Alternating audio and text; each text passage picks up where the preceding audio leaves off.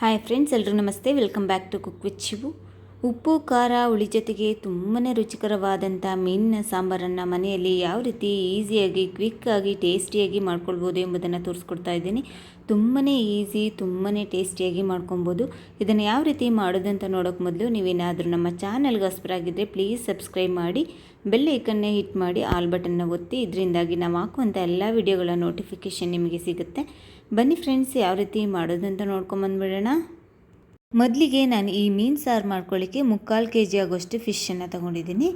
ನೋಡಿ, ಈ ಫಿಶನ್ನು ನೀಟಾಗಿ ವಾಶ್ ಮಾಡಿಬಿಟ್ಟು ಈ ರೀತಿ ಕಟ್ ಮಾಡಿ ಇಟ್ಕೊಬೇಕಾಗುತ್ತೆ. ಈ ರೀತಿ ಕಟ್ ಮಾಡ್ಕೊಳ್ಳೋದ್ರಿಂದ ಫಿಶ್ಶಿಗೆ ಸಾಂಬಾರಲ್ಲಿ ಉಪ್ಪು ಖಾರ ಎಲ್ಲ ಹಿಡಿದು ಚೆನ್ನಾಗಿ ಟೇಸ್ಟಿಯಾಗಿ ನಮಗೆ ಸಿಗುತ್ತೆ. ಈಗ ಇದಕ್ಕೆ ನಾವು ಸ್ವಲ್ಪ ಉಪ್ಪನ್ನು ಸೇರಿಸ್ಕೊಳ್ಳೋಣ. ಹಾಗೆ ಸ್ವಲ್ಪ ಅರಿಶಿನ ಪುಡಿಯನ್ನು ಸೇರಿಸ್ಕೊಂಬಿಟ್ಟು ಚೆನ್ನಾಗಿ ಮಿಕ್ಸ್ ಮಾಡ್ಕೊಳ್ಳಿ. ಇದ್ರ ಮೇಲೆ ಈ ರೀತಿ ಸವರ್ಕೊಬೇಕಾಗುತ್ತೆ. ಎಲ್ಲ ಕಡೆ ತಾಗೋ ಥರ ಈ ರೀತಿ ನೀಟಾಗಿ ಸವರ್ಬಿಟ್ಟು ಒಂದು 1/2 hour ಹಾಗೆ ನೆನೆಯಲಿಕ್ಕೆ ಬಿಟ್ಬಿಡಿ. ಇದಾದ ನಂತರ ನಾನು ಸ್ಟವನ್ನು ಆನ್ ಮಾಡಿಕೊಂಡು ಸ್ಟವನ್ನು ಲೋ ಫ್ಲೇಮಲ್ಲಿ ಇಟ್ಕೊಂಡಿದ್ದೀನಿ. ಒಂದು ಪ್ಯಾನನ್ನು ಇಟ್ಕೊಂಡಿದ್ದೀನಿ. ಈ ಪ್ಯಾನ್ಗೆ 3 ಟೇಬಲ್ ಸ್ಪೂನ್ ಆಗುವಷ್ಟು ಧನಿಯಾ ಕಾಳುಗಳನ್ನ ಹಾಕ್ಕೊಂಡಿದ್ದೀನಿ. ಹಾಗೆ ಒಂದು 6 ಬ್ಯಾಡ್ಗೆ 2 ಗುಂಟೂರು ಮೆಣಸಿನ್ಕಾಯಿಗಳನ್ನ ಹಾಕ್ಕೊತಾ ಇದ್ದೀನಿ. ಹಾಗೆ 1 ಟೀ ಸ್ಪೂನ್ ಆಗೋಷ್ಟು ಜೀರಿಗೆನ ಸೇರಿಸ್ಕೊತಾ ಇದ್ದೀನಿ. ಹಾಗೆ 1 ಟೀ ಸ್ಪೂನ್ ಆಗೋಷ್ಟು ಕಾಳು ಮೆಣಸನ್ನು ಸೇರಿಸ್ಕೊತಾ ಇದ್ದೀನಿ.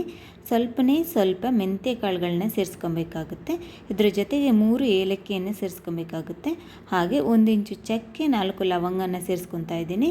ಸ್ವಲ್ಪ ಆಯಿಲನ್ನು ಸೇರಿಸ್ಬಿಟ್ಟು ಗರ್ಗರಿ ಆಗೋ ತನಕ ಲೋ ಫ್ಲೇಮಲ್ಲಿ ಹುರ್ಕೊತಾ ಬರಬೇಕಾಗುತ್ತೆ. ಇದು ಒಳ್ಳೆ ಘಮದೊಂದಿಗೆ ಗರ್ಗರಿ ಆಗ್ತಾ ಬರುತ್ತೆ. ಅಲ್ಲಿ ತನಕ ನೀಟಾಗಿ ಫ್ರೈ ಮಾಡ್ಕೊಳ್ಳಿ. ನೋಡಿ, ಗರ್ಗರಿ ಆಗ್ತಾ ಬಂದಿದೆ. ಇಷ್ಟಾದರೆ ಸಾಕು. ಈಗ ಒಂದು ಪ್ಲೇಟಿಗೆ ಶಿಫ್ಟ್ ಮಾಡಿಬಿಟ್ಟು ತಣ್ಣಗಾಗೋ ತನಕ ಬಿಡಿ. ನಂತರ ಇದೇ ಪ್ಯಾನ್ಗೆ 2 ದೊಡ್ಡ ಸೈಜಿನ ಈರುಳ್ಳಿಯನ್ನು ಕಟ್ ಮಾಡಿ ಇಟ್ಕೊಂಡಿದ್ದೆ, ಅದನ್ನು ಹಾಕ್ಕೊತಾ ಇದ್ದೀನಿ. ಈರುಳ್ಳಿಯನ್ನು ಹಾಕ್ಕೊಂಡು ಸ್ವಲ್ಪ ಆಯಿಲನ್ನು ಸೇರಿಸ್ಕೊಬೇಕಾಗುತ್ತೆ. ಆಯಿಲನ್ನು ಸೇರಿಸ್ಬಿಟ್ಟು ಚೆನ್ನಾಗಿ ಫ್ರೈ ಮಾಡ್ಕೊತಾ ಬನ್ನಿ. ಈರುಳ್ಳಿ ಎಲ್ಲ ಚೆನ್ನಾಗಿ ಬೆಂದು ಬರಬೇಕು, ಅಲ್ಲಿ ತನಕ ಫ್ರೈ ಮಾಡ್ಕೊಳ್ಳಿ. ನೋಡಿ, ಈರುಳ್ಳಿ ಎಲ್ಲ ಚೆನ್ನಾಗಿ ಬೆಂದು ಬಂದಿದೆ. ಈಗ 2 ದೊಡ್ಡ ಸೈಜಿನ ಟೊಮೆಟೊವನ್ನು ಹಾಕ್ಕೊತಾ ಇದ್ದೀನಿ.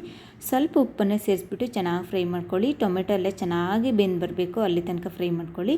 ನೋಡಿ, ಟೊಮೆಟೊ ಎಲ್ಲ ಚೆನ್ನಾಗಿ ಬೆಂದು ಬಂದಿದೆ. ಈಗ 1 ಇಂಚು ಶುಂಠಿ, ಒಂದು ಅರ್ಧ ಗೆಡ್ಡೆ ಬೆಳ್ಳುಳ್ಳಿ, ಸ್ವಲ್ಪ ಕೊತ್ತಂಬರಿ ಸೊಪ್ಪನ್ನು ಹಾಕ್ಕೊಂಬಿಟ್ಟು ಚೆನ್ನಾಗಿ ಫ್ರೈ ಮಾಡಿಬಿಟ್ಟು ಸ್ಟವನ್ನು ಆಫ್ ಮಾಡಿಬಿಟ್ಟು ತಣ್ಣಗಾಗೋ ತನಕ ಬಿಡಿ.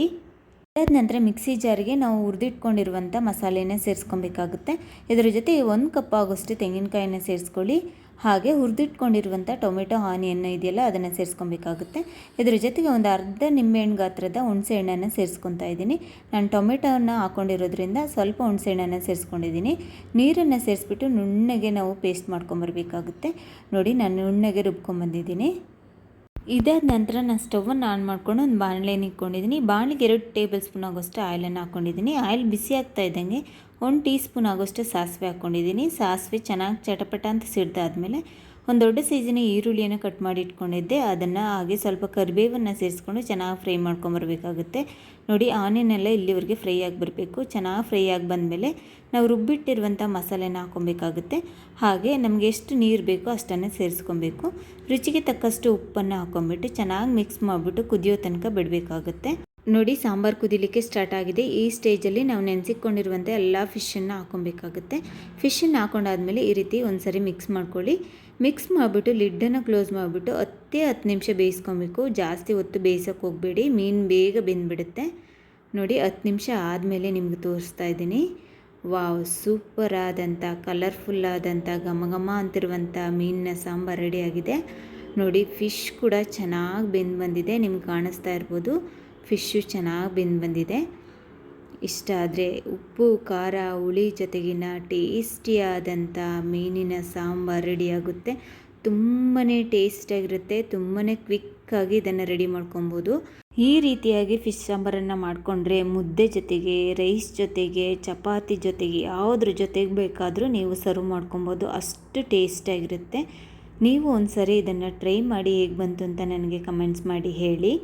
Thank you for watching.